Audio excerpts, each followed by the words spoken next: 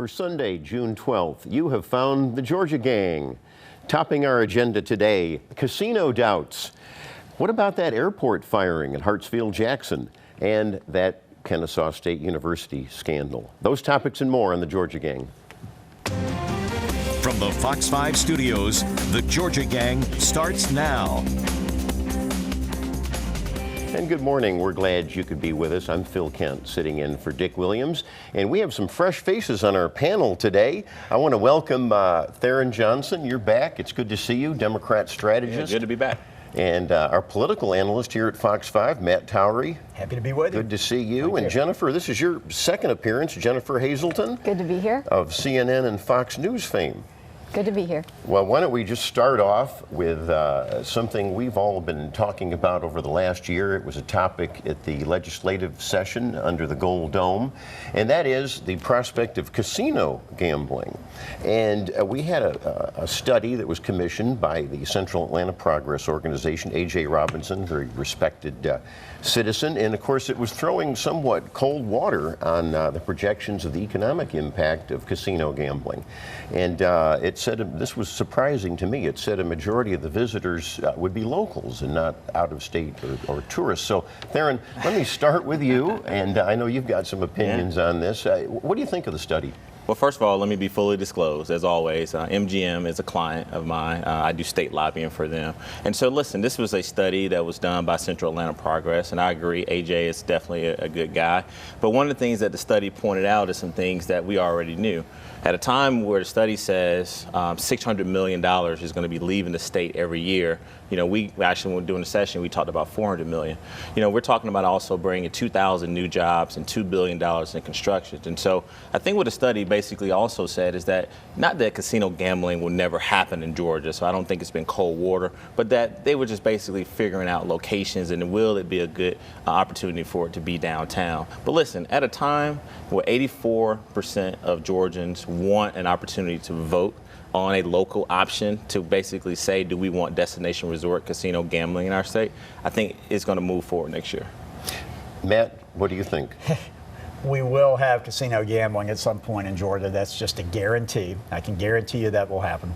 Secondly, I can say that Central Atlanta Progress, although wonderful people, they have not always come up with the best studies or the best prognostications. Witnessed the T-Splost of several years ago, which they were part of. So I take it with a grain of salt. We'll see it in Georgia. I don't know where, Atlanta, other places, but it's coming.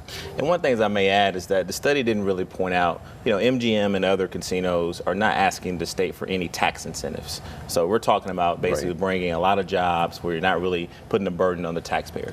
Well, and let me get to Jennifer on this, because the study said that it could cannibalize nearby restaurants, for example, and it could hurt tax revenues. Well, not to throw cold water on this whole let's bring casinos. I think we've got to take a really serious look at, if we do bring casino gambling to Georgia, is downtown Atlanta the best place for it? And there was a quote from Mr. Robinson, which I thought was very interesting, where he said, we're trying to grasp a compelling reason to have it. We've got so many wonderful things going on. It's unusual for city leadership, I know that he's not actually a government official, but for city leadership to say, wait, hold on, is this the best thing? And I think you bring up a valid point. Do we end up with excess hotel room inventory? What does that do to the culture of downtown? Yeah. It's a very easy thing to chase the dollars, and I can see why it's appealing on both the city and the state level.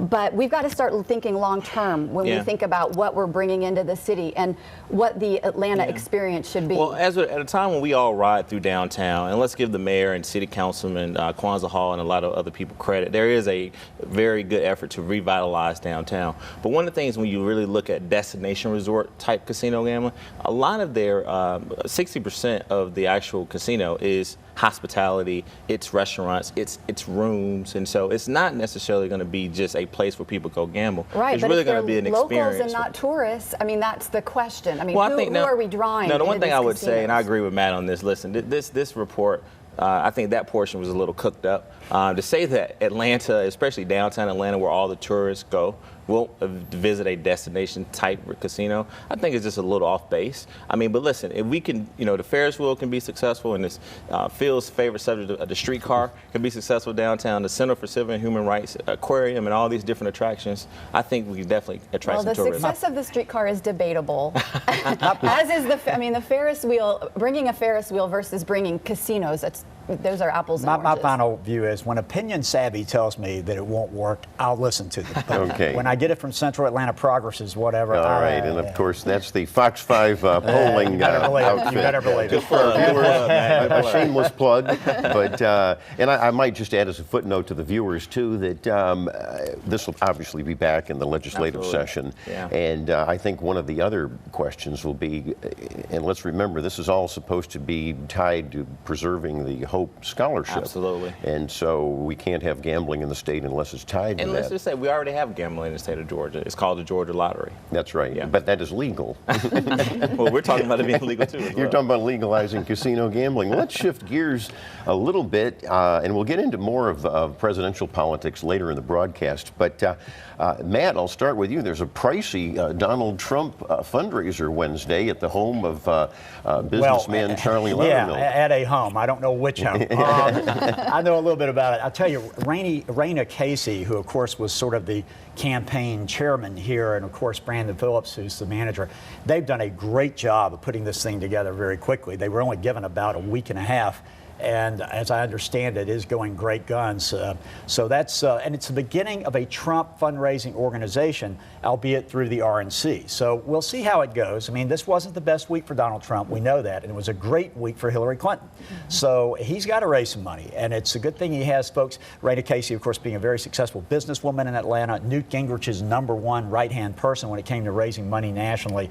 She's really getting it going. And I think that's going to be a big event. Well, I think we ought to mention, too, just quickly, and we'll move on, but the hosts are Governor Nathan Deal and also Senator David Perdue. Well, I got to respond to that. Listen, I didn't think you would. I'll be quick. Republicans all over the country right now this week are running away from Donald Trump.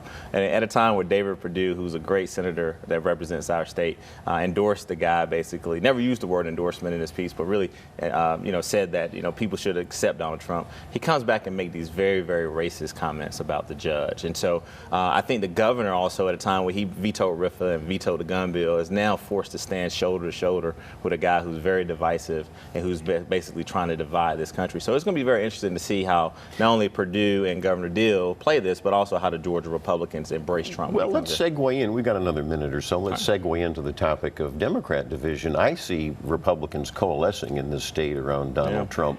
But let's talk a little bit, and I'll start with Theron and go around the table here. Listen, you've got Vincent Fort, the Bernie Sanders maverick, having a feud with your state Democrat Party chair, DuBose Porter, and the Sanders people are mad in general. So let's talk about Democrat division. Well, listen, I think what Hillary Clinton did today, and let's also focus on this great week to Matt's point for Hillary Clinton becoming the first woman of a major party to be the presumptive nominee. And so I think at a time where, listen, Bernie Sanders can stay in this race as long as he wants to.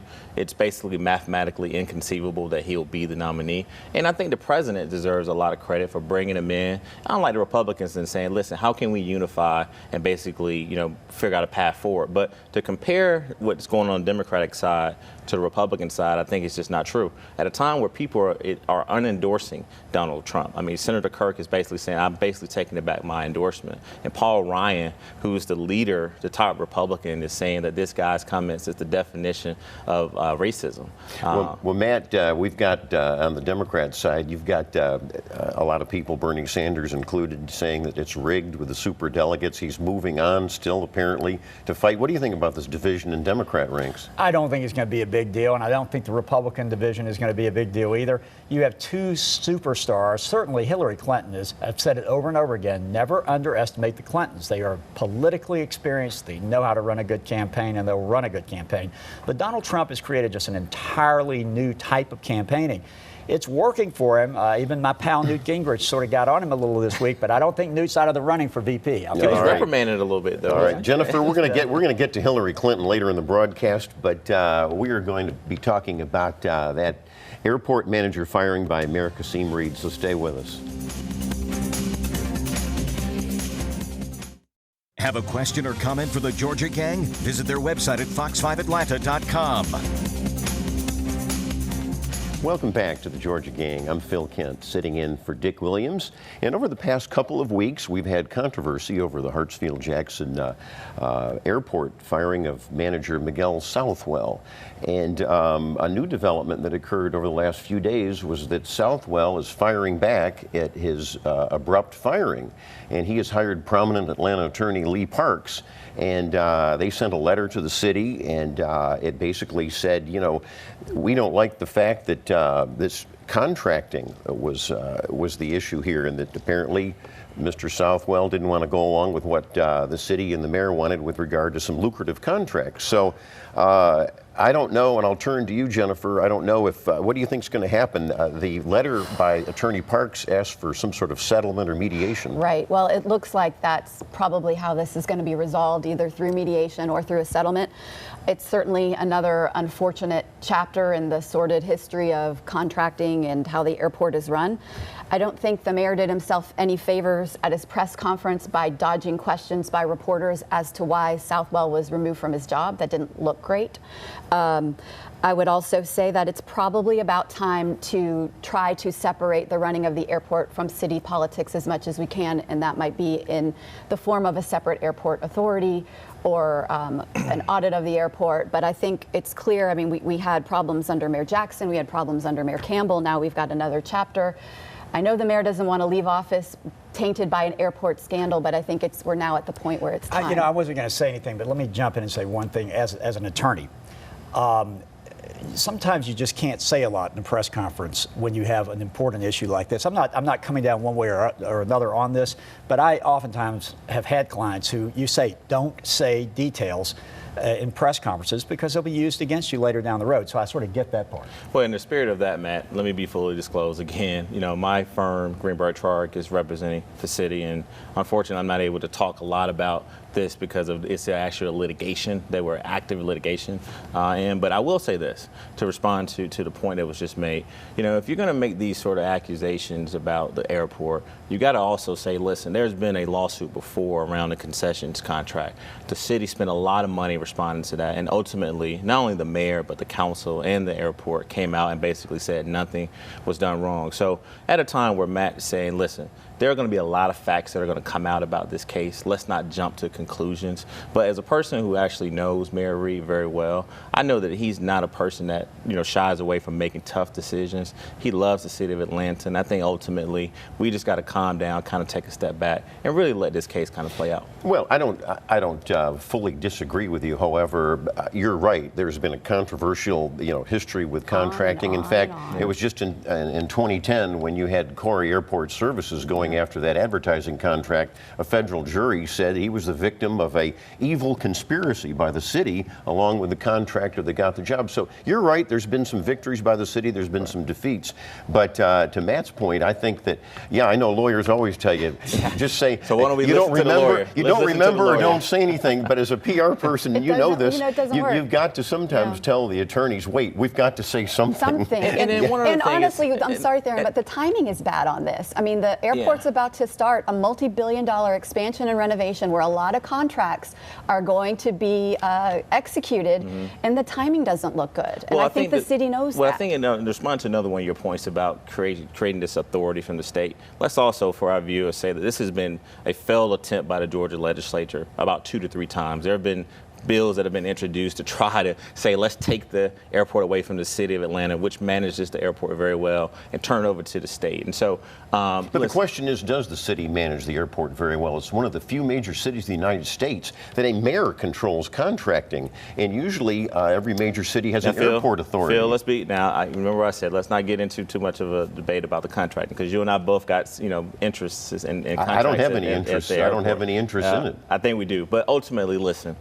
Hartsfield-Jackson International Airport did not become the world's busiest, highest passenger airport in the world because of one person. It's been a collective effort by people who represent the airport, people who work at the city of Atlanta, and also the city council. And so, again, let's just let the facts play out, and then we'll basically be able to see how this is all resolved. All right, we'll have you back on the show later, and we'll find out how it will shake out. Well, there was another controversial, I'm going to call it a firing. He was not having his contract renewed, and I'm referring to outgoing Kennesaw State University president Dan Papp. And there were some just very shocking audits that came out over the last couple of weeks. And one of the audits indicated that the food vendor was operating under shady circumstances, and another, it was a violation by President Papp of a violation of Board of Regents rules when it came to the foundation, the school's foundation, giving him payouts, because under the rules, a college president can't be getting payouts. So there's a new acting president. I'll just go down the table on any comments. It looks like the Regents did the right thing, and they're trying to clean up a mess over there. Well, let's first of all give President Papp some credit here. I mean, Kennesaw State University is one of the top colleges and universities in the country right now. They were able to successfully get a football team, and they've become a comprehensive school with a lot of different subject matters that they can offer. And so I think while this happened, it's definitely put a cloud over the university, but let's give the president a little bit of credit, because I think that he has taken that university to the next level. I was a trustee for the university one time, so I'll pass on that issue. Jennifer, last word, and then we're going to get to Hillary Clinton. I think it's a serious issue. The auditor who looked into some of the problems over there gave it the highest severity, some of these issues the highest severity rating. I think the state AG may need to look into things. But let's give the interim president some credit as well. He's definitely come in and checking up some things. He's putting together some processes to basically make sure that the university is ran correctly. So I think you got to also, welcome this, and it's a change. I welcome it. He's cleaning up the mess. And I think it's a message to other college presidents that the Board of Regents and the auditors are watching them. But anyhow, when we come back, we're going to talk about the water wars that Georgia and Florida are involved in. And yes, we will be getting back to the presidential politics aspect. Yeah. Stay with us. Have a question or comment for the Georgia Gang? Visit their website at fox5atlanta.com. Welcome back to the Georgia Gang. I'm Phil Kent, sitting in for Dick Williams, and I think we're all probably sick and tired of these tri-state water wars that we've been talking about for, over a decade or so. And just the latest chapter is just between Florida and Georgia. And of course, Florida shamelessly and erroneously is saying that we're taking all of their drinking water. You point at me because I live half time in Florida. You live half the time in Florida. I'm split right down right now. Yeah, I don't even know if you want to comment on this. All your Florida friends. Well, Phil, it's interesting. Let's turn to Matt Towery. I was a legislator one time. I've been hearing this for years. This water war thing has been going on for many, many years. We now have a special master appointed by the U.S. Supreme Court, so we may get to some finality at some point. There have been other proposals to take water from Tennessee on a border dispute. None of this stuff can get resolved. And in the end, I'll have one observation. No one is going to come down and starve a city of 6.5 million people of their water, and no one's going to make sure that they can't get oysters out of the panhandle. So the baby's going to get split in half, and everybody's going to get their water. That's my view. Okay. Yeah. Anybody want to throw in any comments on that? I'll just say it's our water. Yes. Kudos to Alabama for staying out of this one, and Florida asking Atlanta to only use the same amount of water that we were using in 1992, and the city was half the size, is not rational. That's okay, well, then you have the final word on the water wars this time. Now, Jennifer, I saw Theron Johnson just the other day on Fox 5, and he was claiming that this state was going to, I guess, turn blue or purple and go Democrat, and I started chuckling, and I knew we were going to have him on the show, but what do you think of that? Well, I think not this time. I think obviously the numbers are trending as Georgia's demographics change. The Republican Party in Georgia is going to have to work harder.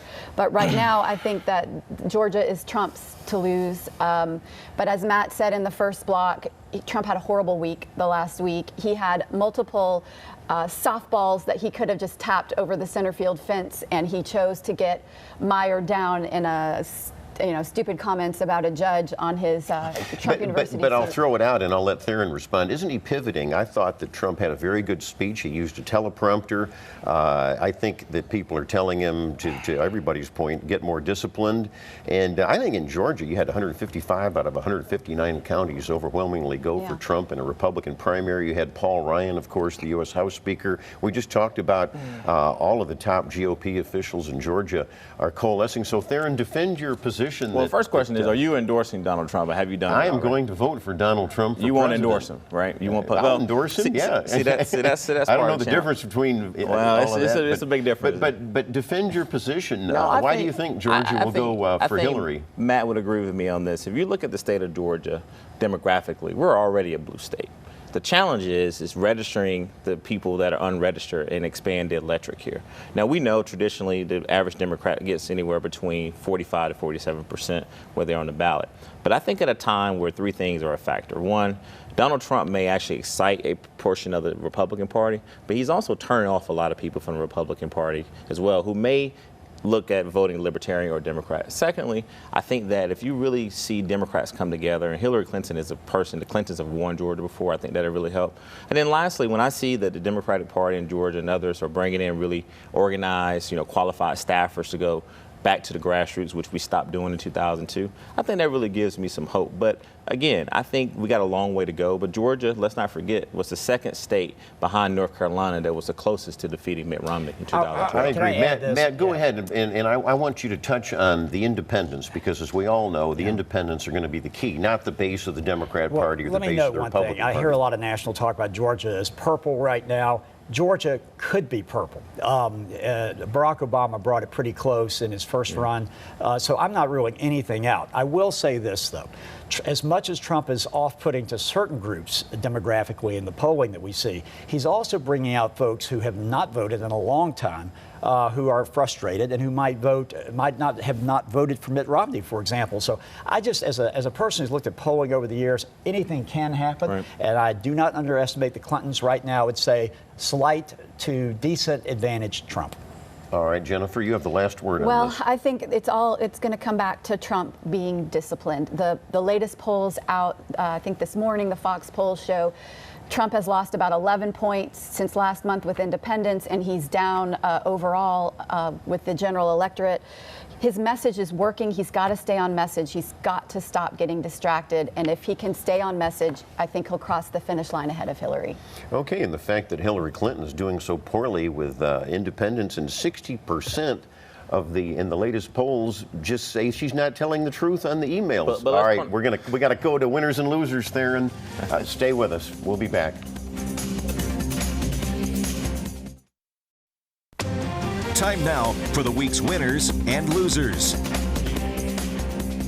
Welcome back to the Georgia Gang. I'm Phil Kent, sitting in for Dick Williams, and let's start with Theron on winners and losers. My winner has got to be Muhammad Ali, the greatest of all time, the greatest boxer, heavyweight boxer of all time, a person who changed not only the world but through the impacts and the wins that he had in the boxing ring, but basically standing up for what he believed in. He made it possible for a lot of our African-American athletes today, even a person like me as a black man, to be able to come on this show and to be able to have a very civil debate with you guys about politics. Secondly, Hillary Clinton, again, she's clinched the nomination. She's going to go on. She's got the momentum. But this is a really, really good day for our country because we've elected a woman, or, nominated a woman. And then lastly, Donald Trump has definitely got to be my loser. He had a terrible, terrible week. I mean, when the speaker your party comes out and says that your comments about a judge is basically the textbook definition of racism, and there's other people unendorsing him, I just think that definitely hurts the party, and it's definitely going to hurt him as he continues his run for president.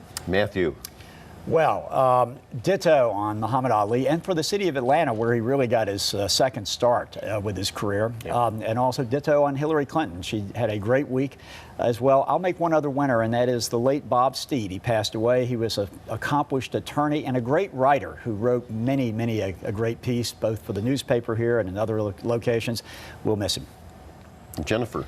2 winners. The first is Theron, who has a date with LeBron and the Cleveland Cavaliers later tonight. We're all jealous. Second winner is American Women, because for the first time we've actually have a woman at the top of a major political national ticket. But the losers are also American women, because that woman happens to be underneath a cloud of corruption, ethics charges, an FBI investigation. And so it's just a shame that we waited so long to have a woman at the top of the ticket, and this is the woman that we're presented with.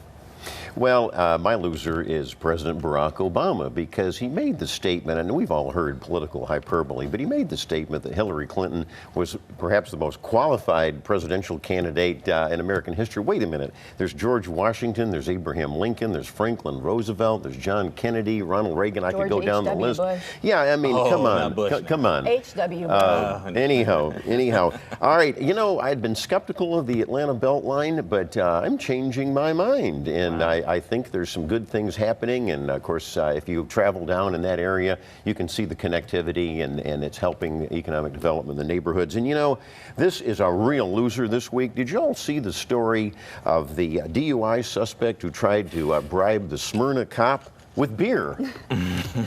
That's not going to work. I'm sorry. You have to give him points for creativity. That was creativity, and he said he was babbling and didn't remember what happened. So that's my loser. Points. He's getting points. Not the points he wanted. Right. Thank you, Mr. Attorney. And with that, we will see you next week on the Georgia Gang. The opinions expressed in this broadcast are those of the panelists appearing in this program